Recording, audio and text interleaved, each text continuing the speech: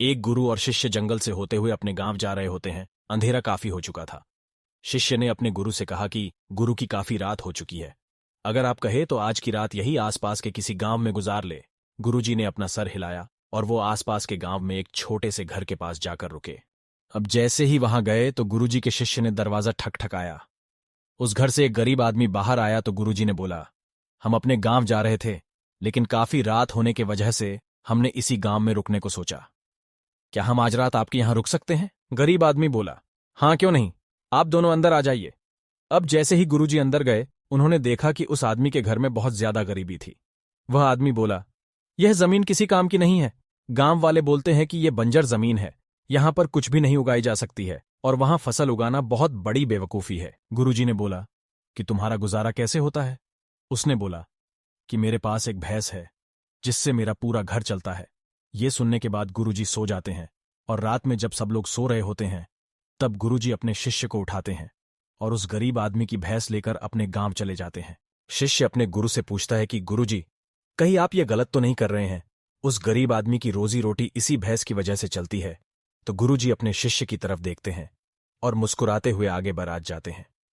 उस बात को तकरीबन 10 साल गुजर जाते हैं और जो गुरु का शिष्य था वह बहुत बड़ा गुरु बन चुका था। तो एक दिन उन्हें उस गरीब आदमी की याद आती है कि मेरे गुरु ने उस आदमी के साथ अच्छा नहीं किया था, मुझे एक बार चलकर देखना चाहिए कि वह आदमी अब किस परिस्थिति में है।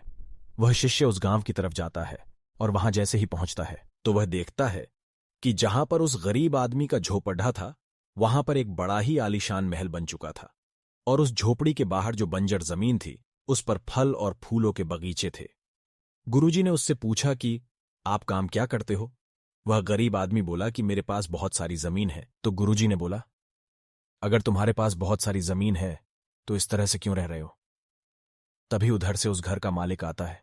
शिष्य उसे पहचान लेता है और उस आदमी को बोलता है, तुमने मुझे पहचाना, मैं अपने गुरुजी के साथ आया था, हमने एक रात के लिए आपके यहां रुके भी थे।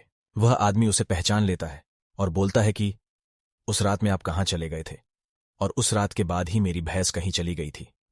मेरे पास कोई रास्ता नहीं था तो मैंने अपने जमीन पर मेहनत की और फसल निकल आई और आज मैं इस गांव का सबसे बड़ा और सबसे अमीर आदमी बन चुका हूं। यह सुनने के बाद शिष्य के आंखों में अपने गुरुजी के लिए आंसू आ गए और उसे ये बात अब समझ आई और वो रोने लगा। इस कहानी से हमें ये सीख मिलती है कि हमारे अंदर ऐसी बहुत सी टैलेंट छुपी हुई है, लेकिन हमें कोई ना कोई चीज रुका कर रखी है। वो आपके फेन मिली वाले भी हो सकते हैं, आपकी जॉब भी हो सकती है, कुछ और भी हो सकता है। देखिए, आपके पास भी तो भैंस की जैसी कोई दूसरी चीज तो नहीं है जिसने आपको आगे बढ़ने से रोक कर रखा है।